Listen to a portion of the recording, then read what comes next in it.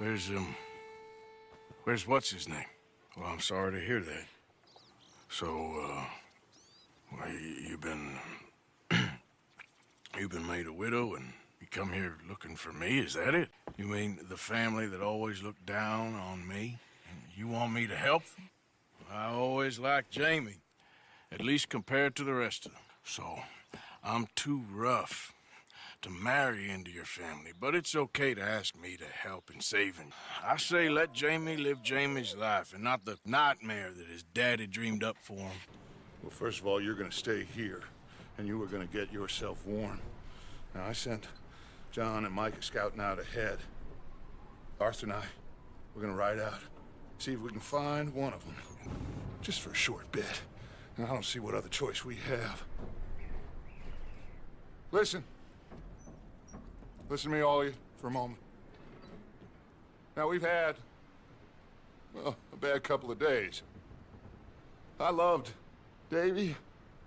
It's just trying to scare us into doing something stupid. We have turned a corner. We survived them mountains. We just need to stay calm.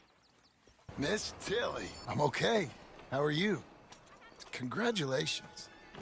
She's well. Jack's well. All is well, I think.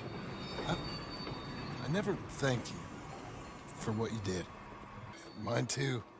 But I still see a bunch of Charles and Uncle and Sadie, so not quite so different as Abigail would like.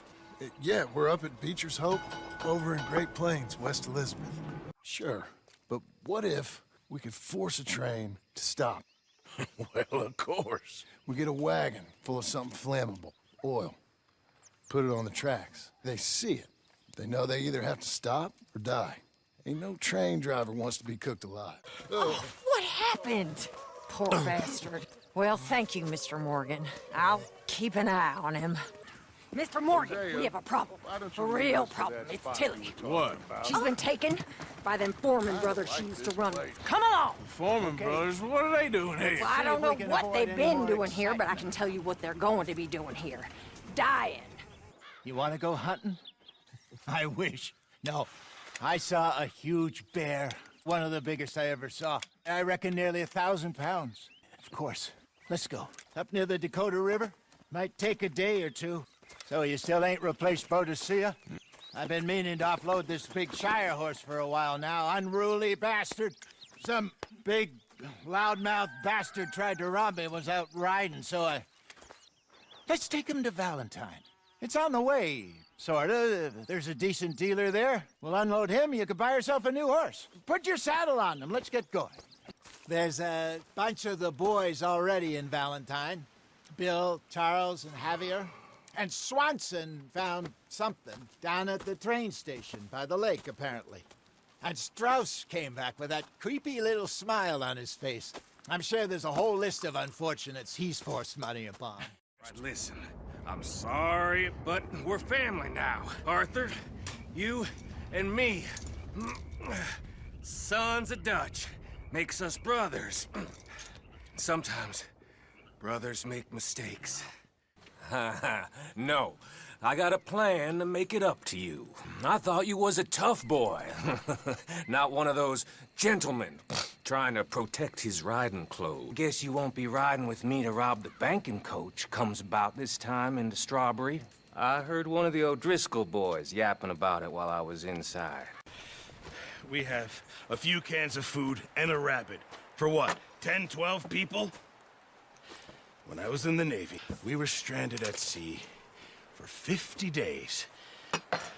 When we ran away from Blackwater, I wasn't able to get supplies in. I sent Lenny and Bill hunting and they found nothing. You know how it is. People is happy to borrow off someone like me, but more enthusiastic paying back to someone like you. Let me see. Chick Matthews works at Guthrie Farm. He's a hand, I believe. Mr. Roble, the small holder at Painted Sky, runs the operations there, badly. Miss Lily Millet is a ranch maid up at Emerald Ranch. It's legal work, Mr. Morgan. Debtors belong in prison. We are doing them a favor. I heard about a house. Could be interesting. I don't know. A couple fellas I heard in town, they said it was really freakish. A family local boogeymen, I guess. But they're crooked in every way. Well, so these boys thought they were sitting on a lot of cash. They're highway robbers, kidnappers, apparently.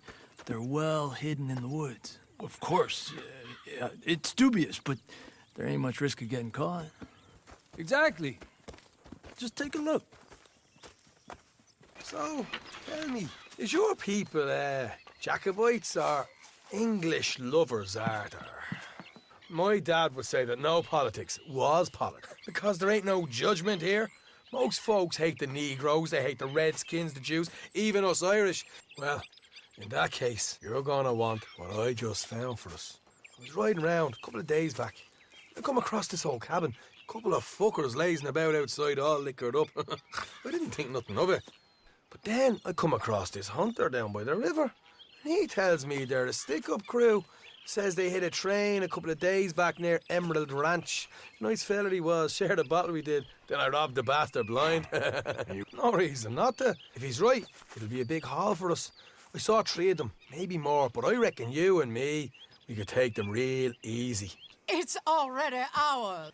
Pay the man. Oh, I know exactly who gave you your orders. Old Sheriff Gray. You know what? I don't want it.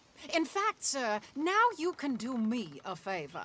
There's an extra $10 if you do. Drive the stuff into Rhodes, head over to the tavern run by Mr. Gray, and give the stuff out for free. Hush now. I believe they call that a promotional expense. You boys come back sometime and tell me how you made out. Maybe we'll play a little cribbage. Oh, say whatever you damn well please, but I tell you, if I don't get out of here soon, I'm gonna kill somebody. You come near me, sailor, and I'll slice you up. I ain't chopping vegetables for a living. Mr. Morgan, I'll work, but not this. My husband and I, we shared the work. All of it. I was out in the fields. I can hunt, carry a knife, or use a gun. But I tell you, you keep me here, I'll skin this fat old coot and serve him for... I ain't afraid of dying.